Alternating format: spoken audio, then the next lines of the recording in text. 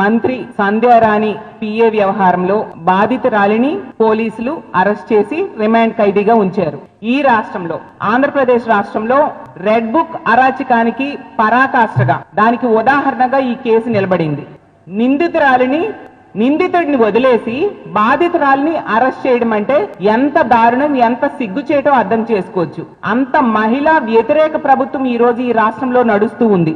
అధికార దుర్వినియోగానికి పరాకాష్ఠ ఈ కేసు. ఎక్కడైనా ఏ రాష్ట్రంలో అయినా అధికార పార్టీలో ఉండే వాళ్ళు బాధితులకు అండగా నిలబడతారు, నిందితుల్ని శిక్షిస్తారు.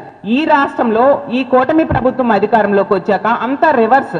బాధితురాలిని అరెస్ట్ చేయడం అంట, దారుణంగా ఆమెకి రకరకాలుగా ఇబ్బంది పెట్టి ఇప్పుడు ఏకంగా ఆమె మీద కేసులు బనాయించి రిమాండ్ ఖైదీగా జైల్లో పెట్టేశారు. నిందితుడు మాత్రం దర్జాగా నెల రోజులుగా తిరుగుతూ ఉన్నాడు బయట సభ్య సమాజంలో. చూస్తే అతను సాక్షాత్తు స్త్రీ శిశు సంక్షేమ శాఖ మంత్రి అయిన సంధ్యారాణి గారి పిఏ. ఆవిడ ఒక మహిళ, అలాగే స్త్రీ శిశు సంక్షేమ శాఖకు మంత్రి. అలాంటి ఆవిడ బాధితురాలకు అండగా నిలబడాల్సింది పోయి పిఏని వెనకోసుకొస్తూ ఈ విధంగా వ్యవహరించడం ఎంతవరకు సమంజసం? ఈ కేసులో ప్రతి సందర్భంలో కూడా మనం చూస్తూ ఉన్నాము, పూర్తిగా మంత్రి గారి డైరెక్షన్ లో, ఆవిడ స్క్రీన్ ప్లే డైరెక్షన్ లో నడుస్తూ ఉండే పరిస్థితి పోలీసులు మనకు కనిపిస్తూ ఉంది. ఎందుకంటే ఈ